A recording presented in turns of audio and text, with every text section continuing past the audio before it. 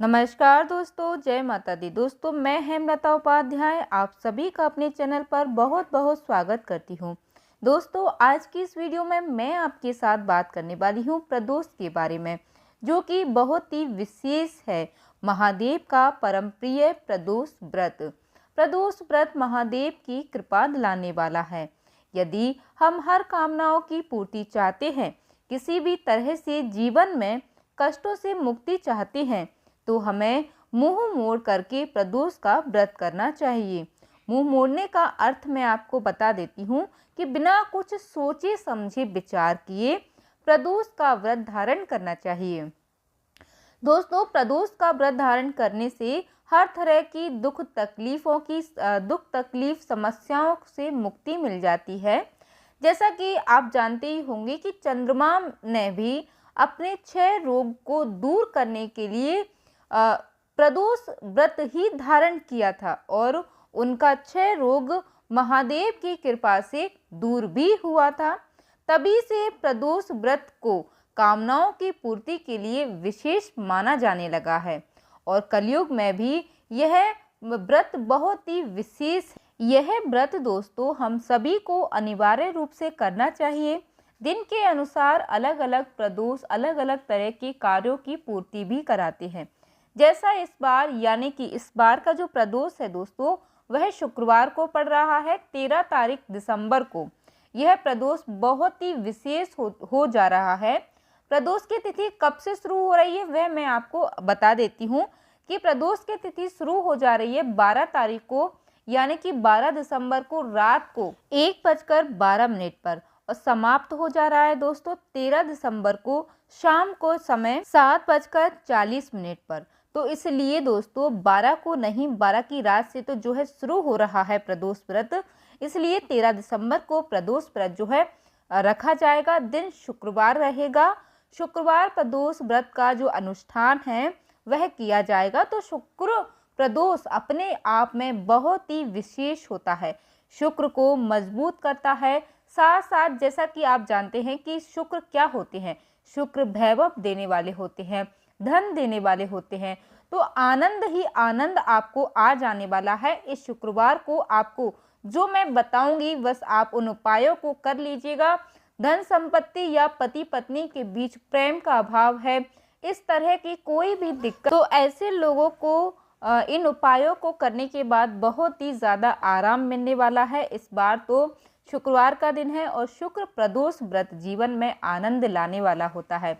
जिन लोगों के जीवन में धन की कमी है, किसी भी तरह से पैसे इकट्ठे नहीं हो रहे हैं, बहुत सारी समस्याएं जीवन में आ रही हैं पैसे को लेकर, वह शुक्र प्रदोष से प्रदोष का व्रत धारण करें तो बहुत ही ज़्यादा उत्तम होगा। जिन लोगों के जीवन में अचूक धन चाहिए, अचूक धन का मतलब कि आपको अधिक पैसा चाहिए, उन्हें जो है शुक्रवार का प्रदोष करना चाहिए। और शुक्रवार का प्रदोष इस बार 13 दिसंबर को है। तो जिन्हें व्रत धारण करना है वो शुक्र प्रदोष व्रत से व्रत शुरू कर सकते हैं। शुक्र प्रदोष में क्या करना चाहिए, चलिए हम यह भी जान लेते हैं। पहली चीज़ तो देखिए दोस्तों, आप यह समझ लीजिए कि प्रदोष व्रत में आप प्रयास कीजिएगा कि भोजन का सेवन ना करें। अगर किसी भी प्रकार की कोई समस्या है, दिक्कत है, तो आप कर सकते हैं, अन्यथा आप मीठे का ही भोजन करें, क्योंकि प्रदोष व्रत में जो है मीठे का ही भोजन किया जाता है।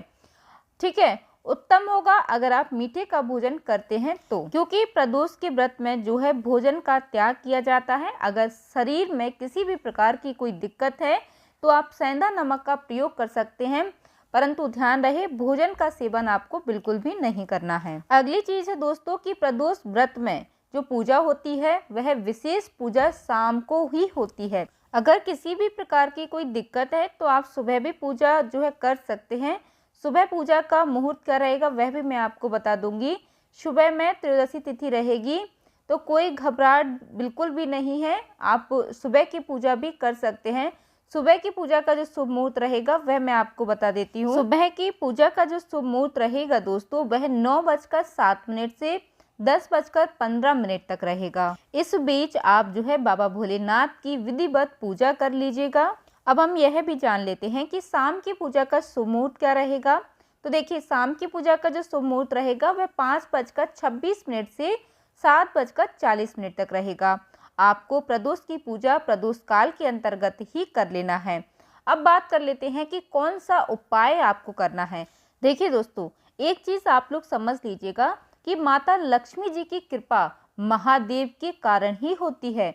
और एक बहुत ही आज जो है मैं आपको एक अचूक उपाय बताने वाली हूँ, जो कि महादेव के जो भक्त होते हैं उनका हाथ कभी खाली नहीं होता। उनके ऊपर लक्ष्मी जी सदैव मेहरबान बनी रहती हैं। और ऐसा शास्त्र में शिव पुराण में भी कहा गया है कि महादेव की जो पूजा करता है उस भक्त को माता लक्ष्मी जी को बुलाना नहीं पड़ता है, माता लक्ष्मी जी स्वयं चली आती हैं। तो चलिए अब हम बात कर लेते हैं कि आज आपको करना क्या है। तो देखिए दोस्तों, आप कहीं से कच्चा दूध ज़रूर लीजिए। आज यह सामग्री आप जो है पहले से इंतजाम करके रख लीजिएगा। कच्चा दूध और दही ले लीजिए और कच्चा दूध से शिव तांडव स्तोत्र अगर याद है तो ठीक है, नहीं याद है तो किताब आगे रखिए और किताब में पढ़ते हुए आप शिव तांडव स्तोत्र बोलते हुए आप थोड़ा थोड़ा दूध गिराकर महादेव का अभिषेक करिए।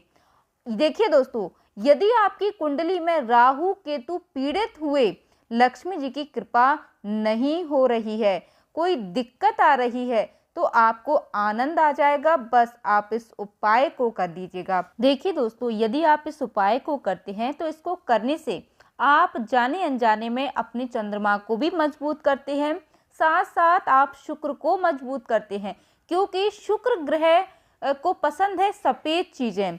जब आप शिवलिंग पर चढ़ाते हैं तो इससे विशेष भोलेनाथ की कृपा मिलती है।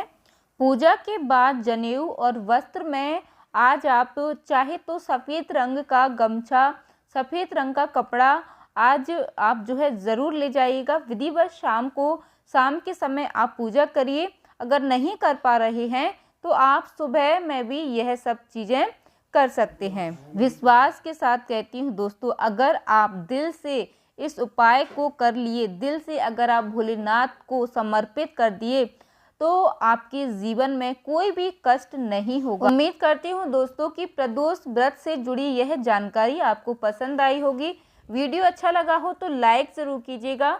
साथ ही हमारे साथ जुड़े रहने के लिए चैनल को सब्सक्राइब कर लीजिएगा। जय माता दी दोस्तों, धन्यवाद। कमेंट में हर हर महादेव लिखना बिल्कुल भी मत भूलिएगा।